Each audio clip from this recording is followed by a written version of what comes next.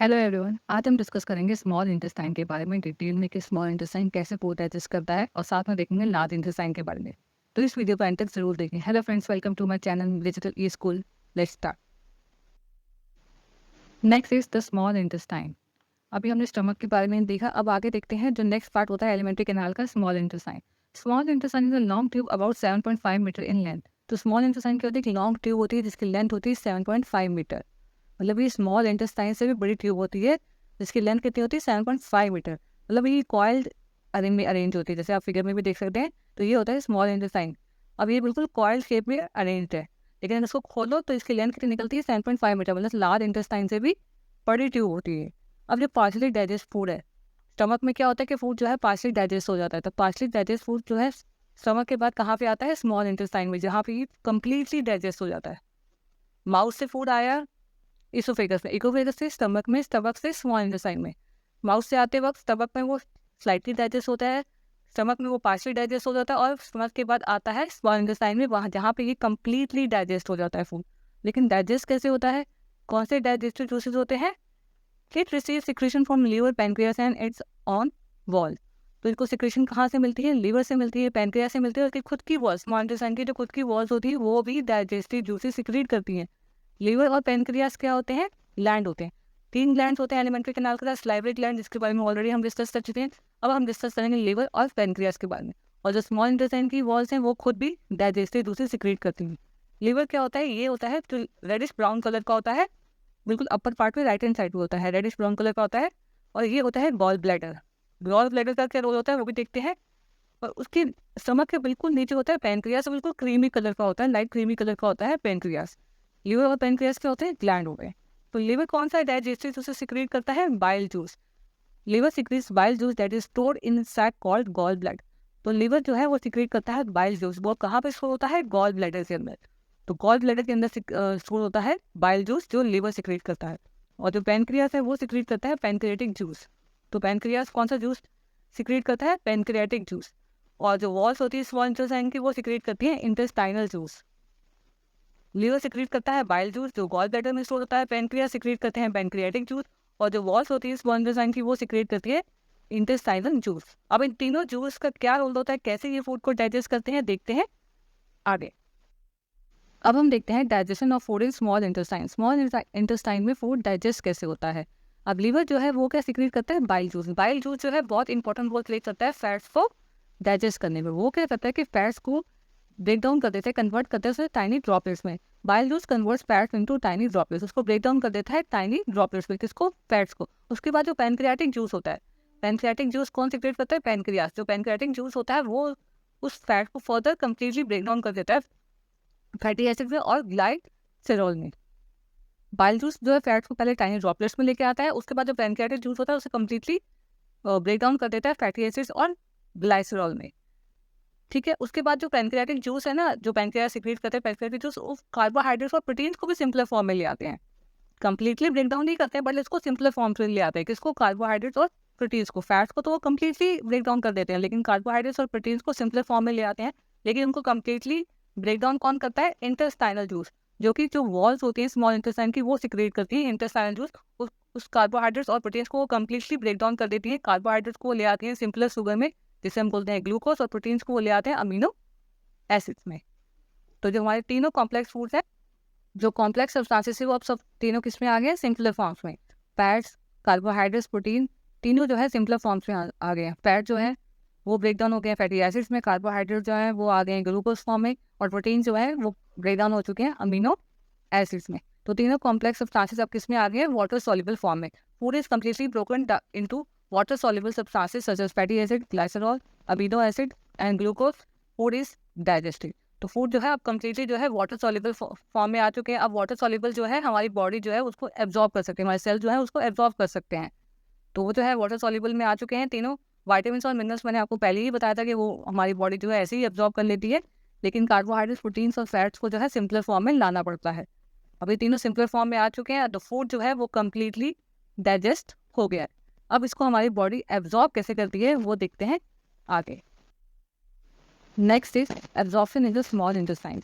अब एब्जॉर्प्शन कैसे होती है? फूड डाइजेस्ट हो चुके हैं, अब उसको एब्जॉर्ब कैसे करते हैं? तो जो डाइजेस्टेड फूड होता है बहुत ईजिली अब पास कर सकता है ब्लड वेसल्स में, और ब्लड वेसल्स के थ्रू जो डाइजेस्टेड फूड जो है हर सेल के मतलब हमारे हर बॉडी के ऑर्गन तक सेल तक पहुंच जाएगा, और हमारी जो सेल है उसको एब्जॉर्ब कर सकते हैं, क्योंकि वो फूड जो है अब वाटर सॉल्युबल फॉर्म में आ चुका है।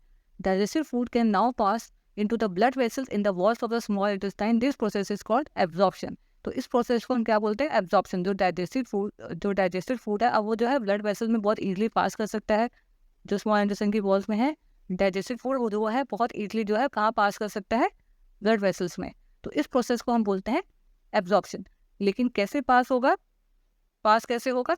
Inter walls of intestine have thousands of finger like structure called villi या फिर विलस।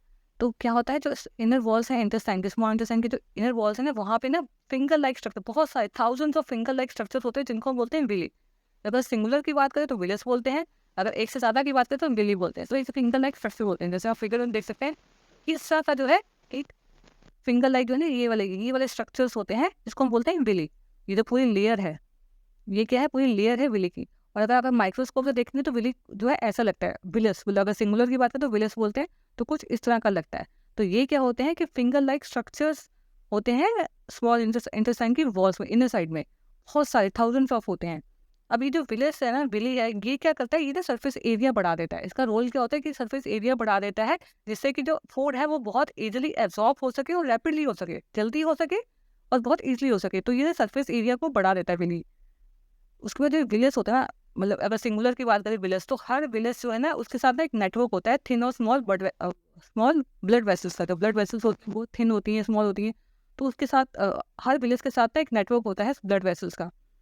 उसके सरफेस के बिल्कुल पास होती हैं, तो उसका नेटवर्क होता है। तो उस नेटवर्क से, तो उस विलस से क्या होता है, वो जो एब्जॉर्ब फूड है वो चला जाता है ब्लड वेसल में, और ब्लड वेसल से वो पहुंच जाता है हर बॉडी के ऑर्गन में, हर बॉडी के सेल तक पहुंच जाता है। Surface of villi absorbs digested food and transported by a blood vessels to different organs of the body. तो जब विली जो है उसका रोल क्या होता है कि वो कहते हैं सरफेस एरिया को बढ़ा देता है, सरफेस एरिया को बढ़ा देता है और फूड जो है बहुत इजीली और बहुत जल्दी एब्जॉर्ब हो जाता है। तो जब सरफेस जो है विली का, जब उसने फूड को एब्जॉर्ब कर लिया, तो उसके बाद जो विली है उनके साथ क्या है, नेटवर्क जुड़ा हुआ है ब्लड वेसल का।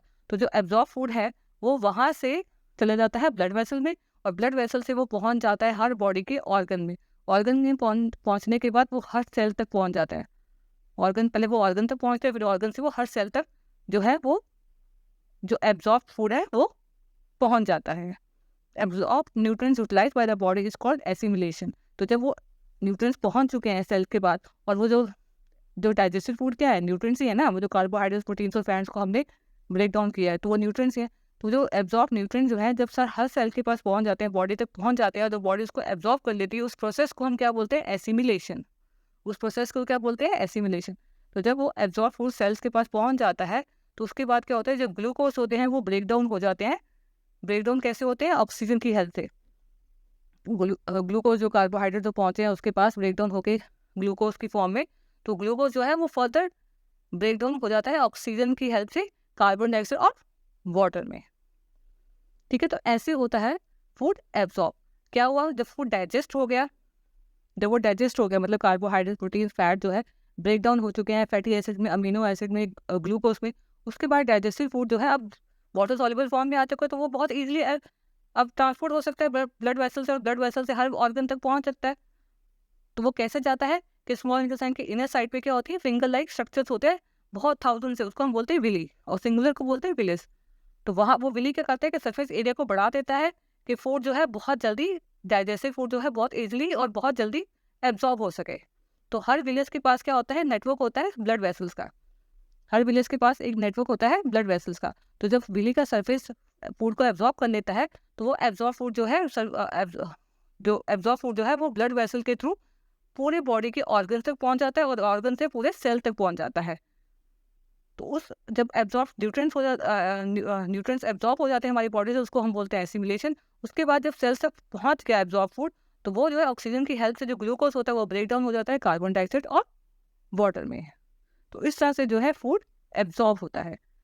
अब इसके बारे में देख लिया, अब आगे हम देखते हैं लार्ज इंटेस्टाइन के बारे में। Next is large intestine. Large intestine is wider and about 1.5 meter in length. तो लार्ज इंटेस्टाइन जो होता है वो वाइडर तो होता है, लेकिन इसकी लेंथ कितनी होती है, सिर्फ 1.5 मीटर होती है। जबकि स्मॉल इंटेस्टाइन कितनी थी 7.5 मीटर। तो लार्ज इंटेस्टाइन जो है वो स्मॉल इंटेस्टाइन से शॉर्टर होता है, छोटा होता है। अब जो अनडाइजेस्टेड फूड होता है ना वो कहाँ एंटर कर जाता है, लार्ज इंटेस्टाइन में। अभी हमने क्या देखा था कि जो स्मॉल इंटेस्टाइन है वो फूड को कम्प्लीटली डाइजेस्ट कर देता है, उसके बाद एब्जॉर्प्शन हो जाती है उस फूड की। तो कम्प्लीटली फूड कहाँ डाइजेस्ट होता है, स्मॉल इंटेस्टाइन में। लेकिन कुछ फूड ऐसा होता है जो डाइजेस्ट नहीं होता, तो अनडाइजेस्टेड फूड कहाँ पे एंटर कर जाता है, लार्ज इंटेस्टाइन में। इसे हम बोलते हैं लार्ज इंटेस्टाइन। बिल्कुल स्मॉल इंटेस्टाइन के बाहर होता है। उसकी लेंथ कितनी होती है, 1.5 मीटर होती है। तो जो अनडाइजेस्टेड फूड होता है वो स्मॉल इंटेस्टाइन से कहाँ पे एंटर कर जाता है, लार्ज इंटेस्टाइन में। तो लार्ज इंटेस्टाइन क्या करता है उस फूड का, वो उसमें से जितना भी वाटर होता है उसको एब्जॉर्ब कर लेता है। लार्ज इंटेस्टाइन क्या करता है कि उसमें से जितना भी वाटर होता है अनडाइजेस्टेड फूड में से उसको एब्जॉर्ब कर लेता है। उसके बाद जो रिमेनिंग वेस्ट होता है वो चला जाता है रेक्टम में। Remaining waste passes into the rectum. Rectum कहाँ पे होता है, बिल्कुल लार्ज इंटेस्टाइन के नीचे होता है, इसे हम बोलते हैं रेक्टम। तो जितना भी वेस्ट बचता है वो कहाँ चला जाता है, रेक्टम में। It remains there as a semi solid faeces. तो उसके बाद जो है जो वो तो अब वाटर उसमें सारा एब्जॉर्ब हो गया तो क्या होता है, सेमी सॉलिड बन जाता है। वो जो सेमी सॉलिड फेसिस है वहाँ पे रेक्टम में कुछ देर के लिए रहता है। उसके बाद वो एनएस से, एनएस कहाँ, बिल्कुल रेक्टम के नीचे होता है, वहाँ से रिमूव हो जाता है, बॉडी से निकल जाता है। Faecal matter is remove through the anus, this is called egestion. तो जो वो मैटर है जब रेक्टम में थोड़ी देर के लिए रहा, उसके बाद वो जो मैटर है वो कहाँ से, एनएस से रिमूव हो जाता है, और इस प्रोसेस को हम बोलते हैं इजर्शन। यहाँ पे हमारा कंप्लीट हो गया लार्ज इंटेस्टाइन के बारे में। अब आगे हम देखते हैं डायरिया के बारे में। मतलब यहाँ पे हमारा जो एलिमेंट्री कैनाल का जो पूरा प्रोसेस है वो कंप्लीट हो गया। अब आगे हम देखते हैं डायरिया के बारे में। Last is diarrhoea. अब डायरिया क्या होता है, आपने कई बार देखा होगा, या आपके साथ हुआ या आपकी फैमिली मेम्बर के साथ, किसी रिलेटिव के साथ, फ्रेंड के साथ, क्या होता है, लूज मोशन लग जाते हैं, पेट में बहुत दर्द होता है, उसके बाद जो है लूज मोशन लग जाते हैं, मतलब वाटरी स्टूल आने लग जाता है। जो स्टूल होता है वो बिल्कुल वाटरी आता है और बार बार आता है, तो उस कंडीशन को हम डायरिया बोलते हैं। Fast watery stool frequently, this condition is called diarrhoea. तो उस कंडीशन को हम क्या बोलते हैं, डायरिया। जब आपको लूज मोशन लग जाते हैं, बिल्कुल मोशन जो है बिल्कुल पानी की तरह आते हैं और बार बार आते हैं। अब डायरिया क्यों होता है, जैसे इन्फेक्शन की वजह से हो सकता है, फूड पॉइजनिंग की वजह से हो सकता है, या फिर इंडाइजेशन की वजह से, मतलब कोई इन्फेक्शन हो गया है या फूड पॉइजनिंग हो गई, आपने कुछ ऐसा खा लिया कि जिसकी वजह से डाइजेशन जो है प्रॉपर्ली नहीं हुई, तो इन सब की वजह से जो है डायरिया हो सकता है। और जब डायरिया होता है तब क्या होता है, सॉल्ट और वाटर का बहुत ज़्यादा लॉस हो जाता है, बिकॉज बार बार स्टूल आ रहे हैं और बिल्कुल पानी के वाले स्टूल आ रहे हैं, तो इसकी वजह से वाटर भी निकल जाता है बॉडी में से और सॉल्ट भी निकल जाता है। तो इससे डायरिया को बिल्कुल भी निगलेक्ट नहीं करना चाहिए, फटाफट डॉक्टर को बताया कि उसको ट्रीट कराना चाहिए। और जब तक आप डॉक्टर के पास जा रहे हैं तो वीक वीक पे पेशेंट को जो है ORS भी देते रहें। Patient should be given total rehydration solution, तो उसको जो ORS भी देते रहें, मतलब पानी को बॉयल करके नमक डाल से जो है उसको देते रहें, तो उसको जो वाटर है वो मिलता रहे। इसे हम बोलते हैं डायरिया। अब यहाँ पे हमारा कंप्लीट हो गया। अगर आपको कोई भी डाउट हो तो मुझे कमेंट सेक्शन में जरूर बताएं। अगर आपको साइंस और मैथ्स के रिलेटेड वीडियोस देखनी हो तो आप मेरे चैनल के प्लेलिस्ट में जाके देख सकते हैं। और अगर आपने मेरा चैनल अभी तक सब्सक्राइब नहीं किया है तो प्लीज़ मेरे चैनल को सब्सक्राइब कर लीजिए। और अगर आपको मेरी वीडियोस पसंद आए तो अपनी फैमिली और फ्रेंड्स के साथ शेयर करें। Thank you.